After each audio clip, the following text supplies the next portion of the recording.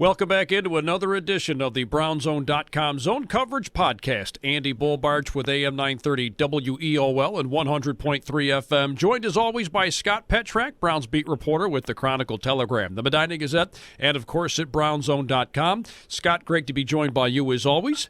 And we're recapping a Browns victory, which is very refreshing to everybody out there. And Scott, the Browns looked pretty impressive on Thursday night.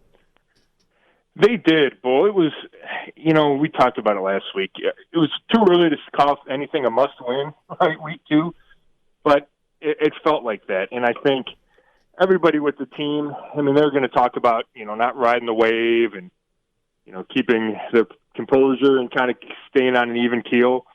But I think everybody recognized how important that game was for this season. And for Coach Kevin Stefanski, his first-time head coach, you just needed some confidence. You needed to settle down. And the fact is you could not afford to go 0-2. And while this week, we'll talk about it, Washington, it doesn't have the same urgency because the Browns are 1-1, but it's a winnable game. The Browns are favored by a touchdown. It's at home. The schedule is going to get harder. So this is another big game if the Browns are going to stick around and be in playoff contention like I think they should be in November and December. Well, those are the expectations for sure. And this was a game, again, that you mentioned. I think everybody kind of expected that the Browns would win. And Baker Mayfield, as you detailed on BrownZone.com yesterday, he made some really big strides with the victory over the Bengals. And I want to give you a chance to kind of expand on some of those thoughts because you pointed out a couple of statistics that really kind of drove the point home that he made some really big strides in a season that, as we all know, isn't really make or break for him, but man, is it important with his third year as the quarterback of the Browns. Well, it certainly is. And, I hate to go overboard with one game, and that's what it was. And just like the opener, you don't want to make, big assumptions on, okay, Baker is still the same guy he was in year 2. You have to let a season play out. But that's not how the NFL works, right? You've got to make some assumptions. And the fact is you can read things out of a game, right? You can take information out. That's what we do. So watching Baker Thursday night, he completed 69.6% of his passes. And he only exceeded that twice in all of 2019. So I think that's important. He still threw the one interception, and that was the big bugaboo because it's now 8 straight games with the pick. And that was a bad one because the Browns were up. I think they were up 12, and they're going in for a touchdown. They make it 19. It's in the fourth quarter. The game's pretty much over. Instead, turn it over. Bengals score. It's a one-score game. It's suspenseful. You got to score again, all those things. So it was a big interception, and he got a little greedy trying to take a shot downfield instead of dumping it off. But he can learn from that. But that's a big thing. He needs to get rid of interceptions. But accuracy, I focus so much on it with Baker, and it's important for every quarterback. But I feel like it's more important for Baker because that was his calling card at Oklahoma. That was his number one strength coming out of college. And if you lose your number one strength, then you start to wonder about him as the future quarterback, right? Because he's not the biggest guy. We know that. He's not the most athletic. We know that. You compare him to Lamar Jackson. You compare him to Joe Burrow, right? The rookie from Cincinnati. He's taller. He's a much better athlete. So what does Baker need to do well to make himself a top 10, 12, 15 quarterback in the league? And to me, he's got to be just as smart as everybody, or he's got to be smarter than a lot of these quarterbacks, and he's got to be accurate. He's got to kind of follow that Drew Brees blueprint. And when you're completing 59% of your passes like he did in 2019, that's not nearly good enough. So to see him make such a big jump to just under 70%, to me is really important, and it's noteworthy. Now he needs to keep it up. And the other half of that is Kevin Stefanski, obviously the coach and the play caller, put him in really good positions. And that was one of the reasons the Browns liked Stefanski so much is because he makes life easier on a quarterback. His scheme fits with Baker Mayfield's skill set, and you could see that in the first 2 plays. One, they fake a handoff left, Baker rolls right, completes a pass. The next play, they fake a handoff right, Baker rolls left, completes a pass. The 43-yard touchdown to OBJ came on a fake handoff to the right. Baker rolls left. He's out. He can see the field better because he doesn't know all the bodies in front of him. Baker throws well on the move, and he kind of sets his feet and makes a perfect throw to Odell for a 43-yard touchdown. So I think how Stefanski called that game against the Bengals, to me, was noticeably different than how he called the opener, and I think it worked perfectly for Baker. And I'm glad you finished with that, because the running game is certainly something we expect very big things out of, especially when they really put a strong emphasis on improving the offensive line. And they've got two very good running backs as well. And I think that was very evident on Thursday night also, too, Scott, the fact that they really drove the point home, that they wanted to run the ball. And as you said, when you run the ball as well as they did, you can't help but think that that's only going to make life easier on Baker Mayfield moving forward. But I think it was also refreshing to see that they ran the ball as well as they did, considering all of the question marks surrounding the health of some of their offensive linemen going into that game. Yeah, there's no doubt about it, Bull. And we knew they would have a good running game. Right? You have two of the arguably top 10, I hate to just throw a random number out there, but that's an even number. I've no doubt in my mind that Nick Chubb is a top 5 or 6 back in this league, right? I think there's some who could argue he's the best back in the league. I don't know if I'd go that far, but he's up there, and he's in that discussion. Well, Kareem Hunt, he won the rushing titles 3 years ago. He's still 25 or 26, has incredible burst. He's healthy again after dealing with a abdominal issue last year that required surgery. And he's in that discussion too, top 10, top 12 back, and he's really versatile. So, you know that, and you go into the season, they're going to have to run the ball, they're going to be great. Well, to actually see those two guys trade off carries, and actually Chubb took the majority in the first 3 quarters, then kind of turned it over to Hunt late, and fresh legs, and then he just wore down the Bengals. But to see them do it, and they also did it in week 1. Now, they didn't have a number of carries because the Browns got down, and, you had to throw so much in the second half. But they played.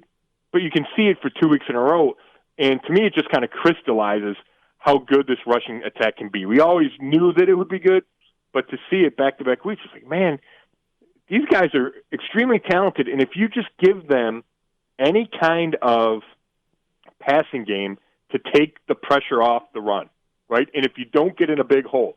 So if Baker plays well, and the defenses should have to respect OBJ and Jarvis Landry, right, and Austin Hooper, which means you can't put 8, 9 guys in the box against those running backs. So as long as there's some semblance of balance, and yes, we can run, and yes, we can throw, there's no reason to think that Chubb and Hunt won't have huge years. Now, I don't know if that means 1,000 yards for both of them, right, which is highly unusual. We saw Ernest Biner and Kevin Mack do it in 1985. That's a lifetime ago in the NFL. But there's a potential there for each guy, and maybe even both guys, to have huge games on a week-in and week-out basis. And you can do some stuff. When you have that kind of weapon for you as a coach, then you can do a lot. And you can do a lot as a play caller, and you can kind of fall back on that. I just think it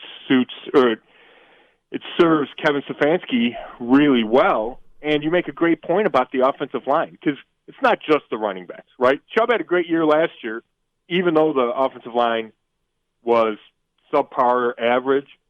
Now it's upgraded.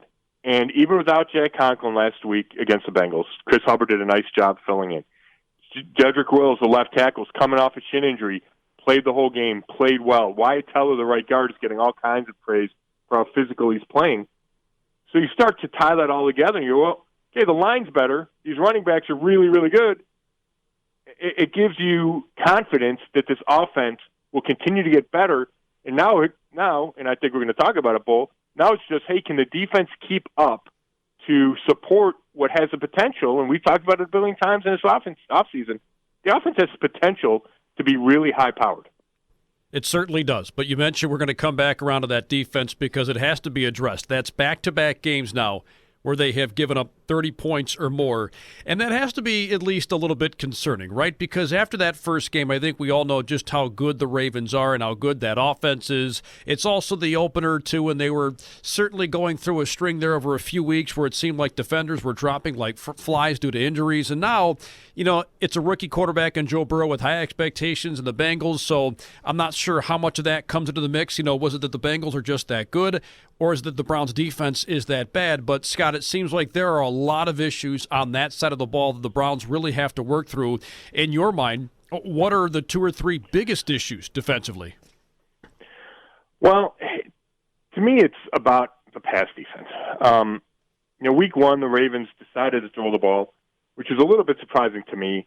But the Browns held up against what's a powerful running attack. Now, if they matched up again and Baltimore said, hey, we're going to run it 38 times, the Browns might have trouble stopping it. But week 1, they were fine. Week 2, Joe Mixon, the Cincinnati running back, killed the Browns last year, and they held him to like 2.8 a carry. So I've seen strides in the run game, so it's all about the pass defense. And the front 4 got pressure on Joe Burrow. I think he was sacked 3 times, hit maybe 5 or 6 other times. It didn't feel like they dominated. I thought Joe had time to throw. He was 5 for 5 on 4th downs. The Bengals went 5 for 5 on 4th down. So it's not like he was under attack the whole time. So I think they need to do a better job with the pass rush, although they were missing Olivier Vernon and Adrian Claiborne went down the number 3 end during the game after he had his 2nd sack of the season. So they're a little shorthanded there. But the worry is coverage. And it's not the outside guys. Denzel Ward and Terrence Mitchell have played well for 2 games. I thought they did a really good job against A.J. Green. I think he had 3 catches and 13 targets. Burrow struggled when he had to throw outside, but the Browns are soft in the middle. And that's about linebacker play. It's about nickelback play. So they need to get better there. It's about safety play. So those are the positions we're looking at. Now, the good news is Greedy Williams, one of the corners, Kevin Johnson, the number 1 nickelback, and linebacker Mack Wilson, who's your best coverage linebacker, all returned to practice today. We're recording this on Monday. So they returned to practice today. That gives them a shot to play Sunday. I don't know if all of them will play Sunday, but at least they're back. It gives you hope that they will be out there Sunday, and if not Sunday, the week after in Dallas. And they should help significantly the pass defense. Tavier Thomas, he's more of a special teamer. He's trying as hard as he can, but he had to be your number 1 nickelback, and the Bengals went after him, and he gave up a bunch of completions. Well, if you put Kevin Johnson in there, Kevin Johnson's a former first-round draft pick. He's played a bunch in this league. He's played outside, inside. He thinks he's starting caliber. You put him at nickelback, all of a sudden the middle gets better. If you put Mack Wilson out there in place of Taki, who struggles in space, you should be better against running backs and tight ends. Greedy, it'll be interesting. Greedy Williams versus Terrence Mitchell on the outside. They're both kind of outside guys. Neither of them have a lot of experience playing in the slot. So it's kind of a one or another scenario. Greedy's your 2nd-round pick. Mitchell's played well. I don't know if there's a need to force Greedy if he's ready.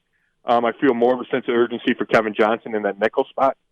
And then the concern is, there's always going to be depth concerns, right? Do they have enough linebackers? Is B.J. Goodson okay as your number 2? Who knows? But Mack Wilson, if he's back and healthy, solidifies your linebackers. And then it's safety. They traded for Ronnie Harrison right at the end of the preseason after Grant Delpit was lost for the season with that ruptured Achilles. And I think there's a hope that Harrison turns into a starter. Now, he played a series against the Bengals, and he substituted for Carl Joseph, which I thought was interesting because Andrew Sendejo, the other starting safety, really struggled in the opener against Baltimore. But they put Harrison in there for Joseph. I feel like, it's only 2 weeks seeing these guys every day, but I feel like Harrison and Joseph might be the best safety tandem, but they got to work through that. They got to figure out who's better at the line of scrimmage, who's better deep. I could definitely see a 3-safety rotation using all those guys. But it's about time for Harrison to get a jump in play time. I think he should be caught up. They have the extra time this week between the Thursday night game and the Sunday game to get him ready because the safeties haven't been good enough. And I think if Harrison Harrison's a starter with Jacksonville. If he can play like a starter, I think that also helps this pass defense that has not been nearly good enough. So that's what I'm most concerned about is the pass defense, the back 7. And then, Stefanski said, hey, we got to play to our strengths. And I think what he meant was give the offense a chance to score. So he said what he needs the defense to do is turn the ball over, and they've had 1 turnover in each of the first 2 games, and that's not enough. And then the second element is get off the field.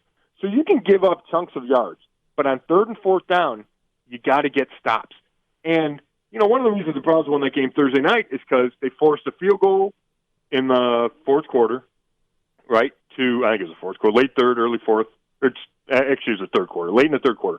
They forced a field goal, and those 4 points were huge at the end of the game. And they got the big turnover from Myles Garrett, that strip sack, when Cincinnati was backed up. It's, inside its 10. So those are the kind of key plays.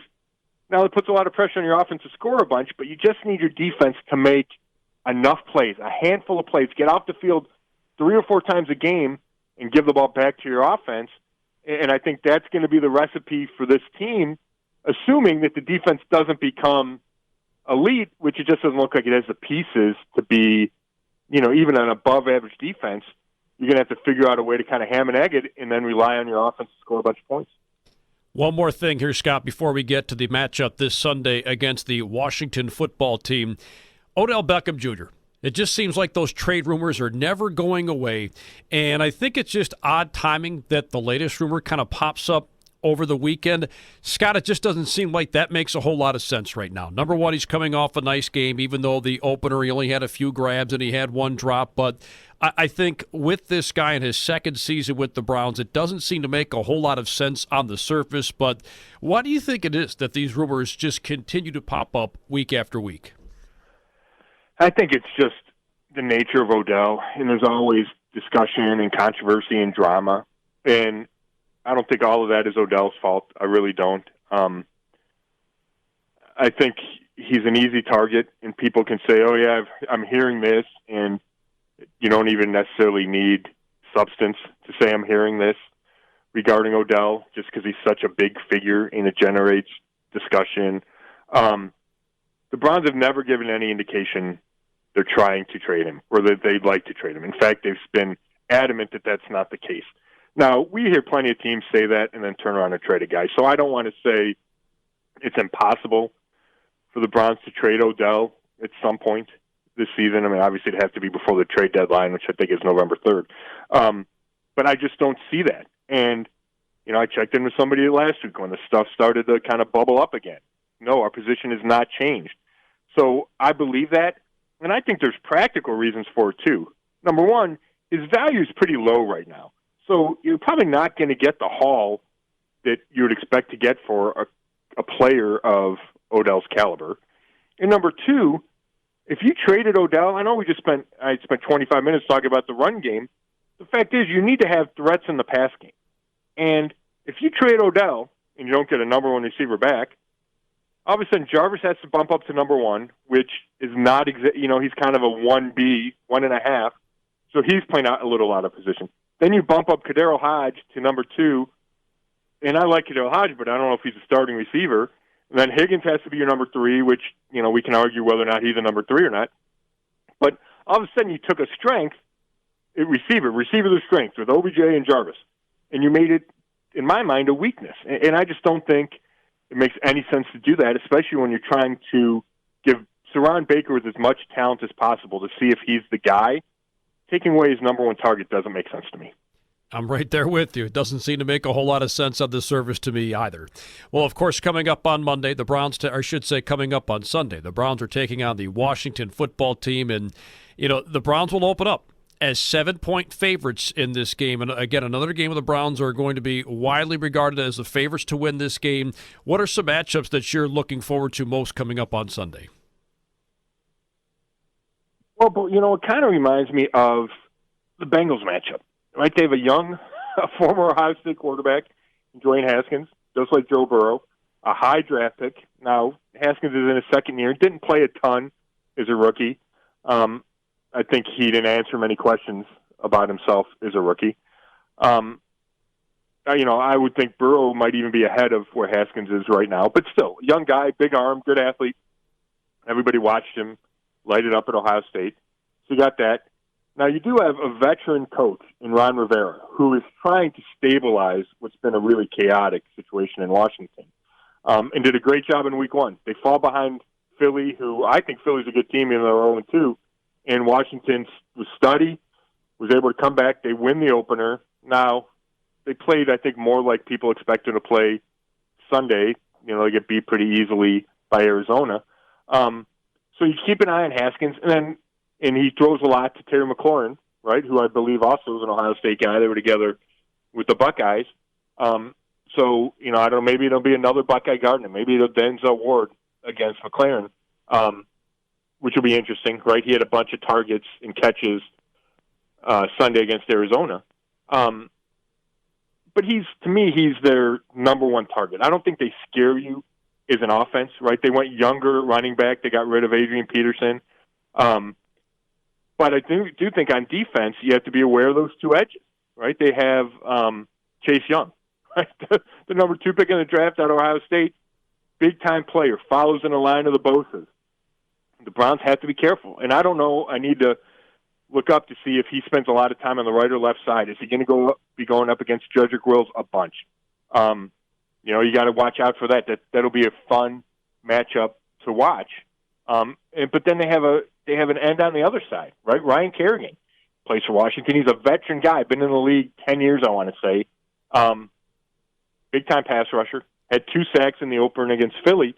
So no matter where Chase Young lines up, Jedrick Wills is going to have to block somebody good, right? Whether it's a young guy with a bunch of talent or a veteran with all the veteran moves, I'm looking at the stats right now. Kerrigan has 92 career sacks, right? So that's a matchup. The Browns are going to have to control that, and how you do that is you run the ball, right? You get the lead. You don't make Baker have to drop back when Washington knows he's going to throw, and you just keep him out of bad situations. And, to me it seems like a game the Browns should win. And again, we talked about it right at the top. They need to win because the schedule's going to get harder, and if you want to be in contention late, like I mentioned right at the top, Bull, you got to get these wins. And you got to, as you deal with a young coach, a young team, you kind of have to keep your head above water, hang around 500, and getting off to a 2-1 start is a great way to do it. Yeah, that's a terrific way to do that. Also building a heck of a lot of confidence with this team as well. Well, Scott, as always, we appreciate the time. We'll have a lot to talk about next week for sure after the Browns take on the Washington football team. And at that point, we will be getting set for the 4th week of the season. Scott, always a pleasure. Thanks for the time. Hey, thank you, Bull. Thank you, Scott. Again, that's Scott Petrak, Browns beat reporter with the Chronicle, Telegram, the Medina Gazette, and, of course, at brownszone.com. And with that, that will wrap up another edition of the brownzone.com zone coverage podcast for Scott Petrak. This is Andy Barch saying thanks again for tuning in. We will talk to all of you again next week.